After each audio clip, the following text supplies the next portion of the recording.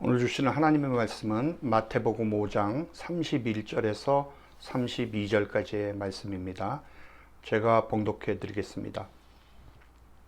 또 일렀으되 누구든지 아내를 버리려거든 이혼 증서를 줄 것이라 하였으나 나는 너희에게 이르노니 누구든지 음행한 이유 없이 아내를 버리면 이는 그로 간음하게 하며 또 누구든지 버림받은 여자에게 장가드는 자도 간음함이니라.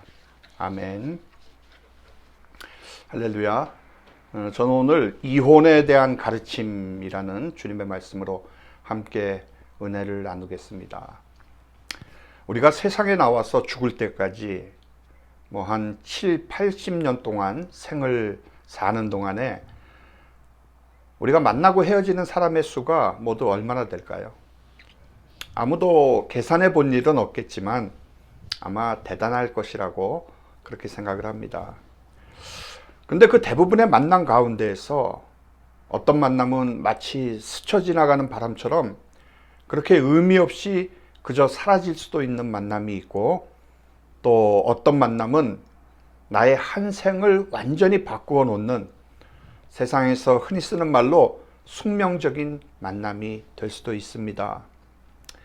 우리 예수 믿는 사람들은 숙명이라는 말을 잘 쓰질 않고 그 대신 섭리적인 만남이라고 하는데, 이 섭리적이라고 하는 말은 하나님의 계획하신 뜻 안에서 우리로 하여금 어떤 사람과 만나도록 한다라는 그런 믿음에서 나오는 말입니다. 그런데 이런 섭리적인 만남 가운데서 대표적인 것을 하나 뽑으라고 한다면 바로 부부가 된 남녀의 만남이 아닌가 하는 생각을 합니다. 하나님은 남자와 여자가 한 몸을 이루어서 생육하고 번성하시기를 원하셨습니다. 생육하고 번성하여 땅에 충만하라, 땅을 정복하라, 바다의 물고기와 하늘의 새와 땅에 움직이는 모든 생물을 다스리라 라고 하나님은 그들에게 복을 주시며 인류 최초의 결혼식에서 손수 주례사를 해 주셨습니다. 이것이 원래 하나님께서 인간에게 가정을 주신 목적이었습니다. 부부가 갈라서고 이혼을 하고 서로를 미워하는 그런 모습이 결코 아니었습니다. 근데 오늘날 현실은 어떻습니까? 우리 모두가 아는 바와 같이 이혼을 너무나도 쉽게 생각하는 것 같습니다. 한국과 미국은 물론이고 어느 나라를 막론하고 이혼율이 꾸준히 증가하는 가운데서 우리 믿는 사람의 그리스도인들의 이혼도 계속 늘어나고 있는 추세입니다. 지난 1998년에 피터 드러커라는 미래학자가 자신이 쓴 미래의 조직이라는 책에서 맞벌이 부부가 자꾸 늘어나기 때문에 그와 함께 이혼율도 점점 높아지고 있어서 이와 같은 추세로 계속 나간다면 미국 같은 경우에는 결혼한 가정 중에 반 이상이 이혼할 것이다 라는 예언을 했었습니다. 그런데 요즘 미국의 통계가 이 사람의 예언이 적중되고 있다는 것을 증거하고 있습니다. 부부가 결혼을 해서 이혼하지 않는 그런 가정보다도 이혼한 가정의 수치가 앞섰다라는 것입니다. 엄청난 일이 지금 벌어지고 있는 것입니다. 여러분, 성경은 이혼을 금하고 있지만 최근 이혼에 대해서 기독교 내에서도 이혼의 특수성을 말하면서 일반화하려는 그런 경향을 보이고 있습니다. 그러나 이런 현상은 이혼에 대한 성경적 의미를 희석시키고 진리보다는 합리성에 초점을 맞추는 결과를 불러오게 됩니다. 물론 결혼 생활만 잘 유지한다고 해서 그리스도인의 본분을 다하는 것은 아닙니다. 반대로 이혼을 했다고 해서 용서받을 수 없는 죄인이 되는 것도 아니에요. 하지만 분명한 것은 성경이 말씀하고 있는 이혼이란 부부간의 사소한 갈등이나 성격의 차이로 인해서 사람의 마음대로 할 수 있는 것이 아니라는 것입니다. 오늘 예수님은 또 일렀으되 누구든지 아내를 버리려거든 이혼 증서를 줄 것이라 하였으나 나는 너희에게 이르노니 누구든지 음행한 이유 없이 아내를 버리면 이는 그로 간음하게 하며 또 누구든지 버림받은 여자에게 장가드는 자도 간음함임이라 라고 말씀을 하십니다. 아마도 결혼한 가운데서 갈등과 헤어짐의 문제는 오늘 내일의 문제가 아니었던 것 같습니다. 예수님 당시에도 사회적 문제였을 뿐만이 아니라 산상수훈의 한 주제로 나타날 만큼 신앙적으로도 중요한 문제였습니다. 근데 이 이혼의 문제는 산상수훈에서 뿐만이 아니라 예수님의 유대 사역에서의 가르침에서도 나타나고 있는 것을 우리가 알 수가 있습니다. 마태복음 19장 3절에 보면 바리새인들이 예수께 나와 그를 시험하여 이르되 사람이 어떤 연유가 있으면 그 아내를 버리는 것이 옳으니까? 라는 말씀이 나옵니다. 바리새인들이 예수님을 시험하려고 이혼 문제를 들고 나온 것을 보니까 이혼 문제가 예수님 시대에도 예민했기 때문에 잘못 다루면 큰 문제가 될 수 있는 그런 골치 아픈 문제였던 모양입니다. 바리새인들은 우선 어떤 이유가 있으면 그 아내를 버리는 것이 옳은 것입니까? 라는 질문을 예수님께 던집니다. 무슨 말씀입니까? 이혼의 합리성과 정당성에 대해서 질문을 하고 있는 것입니다. 자, 여기에서 보듯이 우리는 어떤 이유가 있으면이라는 조건을 걸고서 이혼을 합리화하고 정당화하려는 그런 경향이 있습니다. 소위 상황윤리를 가지고 따지고 싶어 하는 것입니다. 마찬가지로 안 된다 하면 왜 안 되느냐 하고 따지고 들어가서 성경의 절대성을 무너뜨리려고 합니다. 근데 여러분 아십니까? 이것은 사단이 잘 쓰는 접근 방법인 것입니다. 창세기 3장 1절에 나오는 그런데 뱀은 여호와 하나님이 지으신 들짐승의 가장 간교하니라. 뱀이 여자에게 물어 이르되 하나님이 참으로 너희에게 동산 모든 나무의 열매를 먹지 말라 하시더냐? 라는 말씀에 보면 하나님은 아담에게 동산 모든 나무의 열매는 먹어도 좋으나 선악을 알게 하는 나무는 먹으면 반드시 죽기 때문에 먹지 말라고 하셨습니다. 그러나 사단은 선악을 알게 하는 나무의 열매가 아니라 먹지 말라라는 말에 집중을 하게 합니다. 마치 바리새인들이 이렇게 질문을 하는 것과 같습니다. 어떤 경우에도 이혼을 하면 안 되는 겁니까? 어떤 이유가 있으면 이혼을 해도 되는 거 아닙니까? 이렇게 이혼에 대해서 합리화하고 정당화하면서 어떤 이유들이 있는지에 대해서 논쟁을 하려고 하는 것입니다. 여러분, 이 당시 바리새인들은 여자가 음식만 못해도 이혼이 가능하도록 했습니다. 그러니까 지금 바리새인들은 예수님을 자신들의 논쟁 가운데로 끌어들이려고 있는 것입니다. 그때 예수님께서 뭐라고 말씀하십니까? 예수님은 바로 본래로 근본에 집중하시는 말씀을 하십니다. 그래서 마태복음 19장 4절로 6절에 보면 예수께서 대답하여 이르시되 사람을 지으시니가 본래 그들을 남자와 여자로 지으시고 말씀하시기를 그러므로 사람이 그 부모를 떠나서 아내에게 합하여 그 둘이 한 몸이 될지니라 하신 것을 읽지 못하였느니라. 그런즉 이제 둘이 아니오 한 몸이니 그러므로 하나님이 짝지어 주신 것을 사람이 나누지 못할지니라 하시니라고 말씀을 하셨습니다. 무슨 말씀입니까? 본래 결혼의 근본은 하나님이 짝지어 주신 것이다 라는 것입니다. 그러니까 결혼은 하나님의 언약 가운데로 들어가는 것입니다. 하나님께서 사람이 아내에게 합하여 둘이 한 몸이 될지니라 하신 것이 하나님의 결혼의 언약이신 것입니다. 사랑하는 여러분, 이미 결혼을 하셔서 한 몸이 되셨습니까?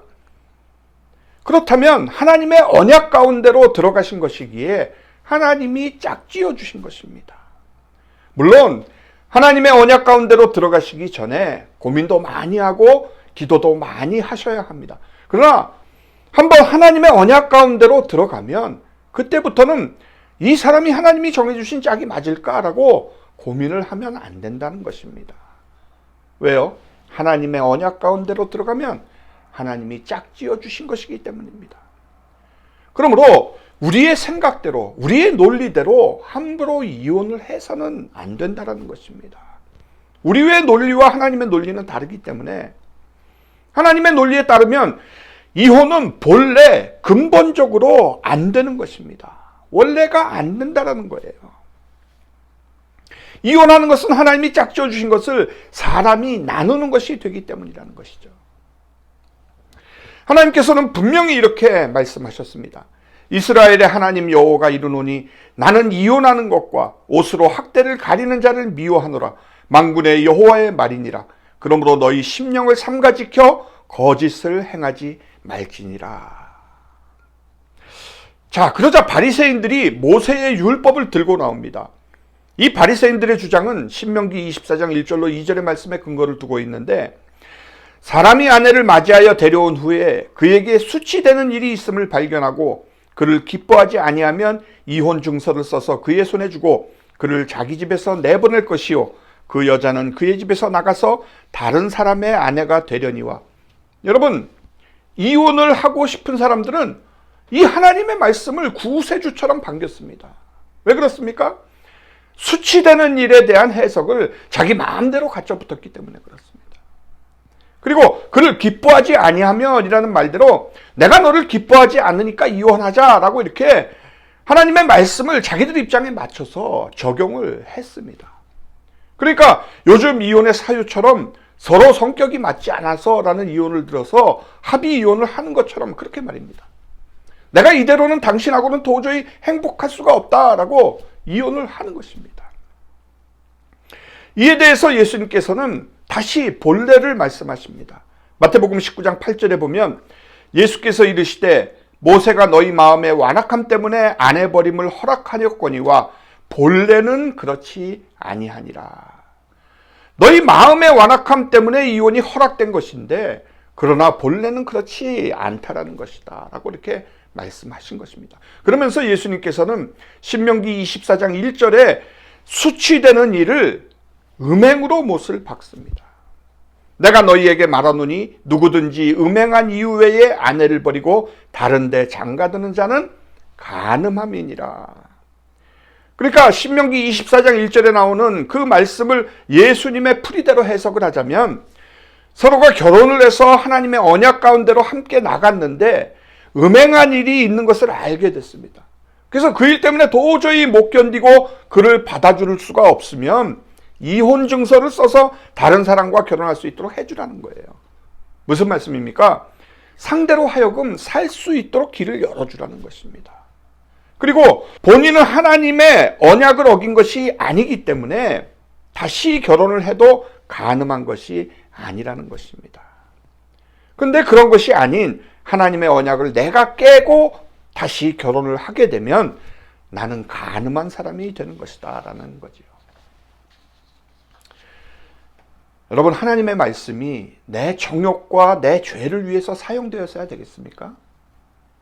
하나님의 말씀의 본래의 의미와 뜻을 생각하고 우리가 말씀을 붙들어야 되는 것입니다. 하나님의 말씀은 분명합니다. 그렇기 때문에 하나님의 말씀을 나의 죄와 나의 허물에 대해서 핑계를 하고 변명하도록 사용하는 것은 우리가 더 큰 죄악 가운데로 들어가게 되는 것입니다.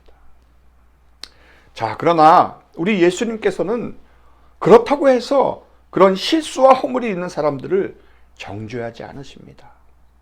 요한복음 8장 3절로 5절에 보면 서기관들과 바리새인들이 음행 중에 잡힌 여자를 끌고 와서 가운데 세우고 예수께 말하되 선생이여, 이 여자가 간음하다가 현장에서 잡혔나이다. 모세는 율법에 이러한 여자를 돌로 치라 명하였거니와 선생은 어떻게 말하겠나이까? 라는 말씀이 나옵니다. 우리가 잘 아는 대로 간음을 하다가 현장에서 잡힌 여자가 있었습니다. 사람들이 그 여자를 죽이자고 고소를 했을 때 오늘 예수님의 반응은 참으로 놀랐습니다. 이어지는 요한복음 8장 6절로 8절을 보겠습니다. 그들이 이렇게 말함은 고발할 조건을 얻고자 하여 예수를 시험하미러라. 예수께서 몸을 굽히사 손가락으로 땅에 쓰시니 그들이 묻기를 마지 아니하는지라. 이에 일어나 이르시되 너희 중에 죄 없는 자가 먼저 돌로 치라 하시고 다시 몸을 굽혀 손가락으로 땅에 쓰시니. 여러분, 예수님께서는 너희 중에 죄 없는 자가 먼저 돌로 치라 라고 말씀을 하셨습니다. 그리고는 그들의 호소와 정죄에는 아무 관심 없다는 그런 태도로 땅에 뭔가를 쓰십니다. 근데 이 말씀을 듣고는 사람들이 양심의 가책을 느꼈어요. 하나님의 말씀이 그들의 양심을 두드린 것입니다. 마침내 그렇게 사납던 사람들이 하나둘씩 떠나가자 그때야 비로소 예수님께서 말씀하십니다. 나도 너를 정죄하지 아니하노니 가서 다시는 죄를 범하지 말라. 여러분, 이 여인은 예수님께 잘못을 고하지도 않았습니다. 그러나 이미 그 여인은 사람들의 고소와 정죄로 자신의 잘못이 죽음의 앞까지 직면을 했었습니다. 근데 그 여인을 향해 예수님은 나도 너를 정죄하지 아니하노니 가서 다시는 죄를 범하지 말라라고 하신 것입니다. 여러분, 이 말씀에서 중요한 것이 무엇입니까? 예수님이 땅에 무엇을 썼을까가 아니라 예수님도 가늠한 이 음란한 여인을 정죄하지 않으셨다라는 것입니다. 그리고 그 여인이 다시는 음란한 죄를 범하지 않기를 원하셨다는 것입니다. 예수님은 5번 이혼하고 6째 남자와 동거를 하고 있던 그 수가성 우물가의 여인 역시도 정죄를 하지 않으셨습니다. 왜요? 정죄하면 문제를 해결하지 못하기 때문에. 그럼 어떻게 합니까? 예수님을 만나야 문제가 해결이 됩니다. 예수님을 만나야 인생이 바뀌는 것입니다. 그래서 예수를 믿는 사람들의 입장은 분명하게 죄를 죄로 인정을 하는 것입니다. 이혼에 대해서 하나님이 싫어하시고 미워하시는 것에 대해서도 인정을 하고 받아들여야 합니다. 그리고 이와 더불어서 음란과 간음과 이혼에 대해서 심지어 동성연애와 같이 그 어떤 죄에 대해서도 우리는 정죄하지 말아야 합니다. 죄를 죄로, 잘못을 잘못으로 인정은 하되 정죄하지는 말아야 하는 것입니다. 오직 예수를 만나야 해결된다는 그 확신과 믿음이 있어야 하는 것입니다. 사랑하는 성도 여러분, 위기 없는 결혼 생활이라는 것은 없습니다. 누구도 예외가 없습니다. 살다가 보면 심각한 위기를 맞이할 때가 있습니다. 그래서 두 사람 중에 한 사람은 이제 더 이상 못 살겠구나, 정말 이제 포기해야지 하는 그런 마음이 생길 때가 옵니다. 그러나 이런 위기를 잘 극복하는 것이 바로 진정한 믿음의 사람인 것입니다. 세상에 완전한 남편이 어디 있습니까? 완전한 아내가 어디 있습니까? 아무도 없습니다.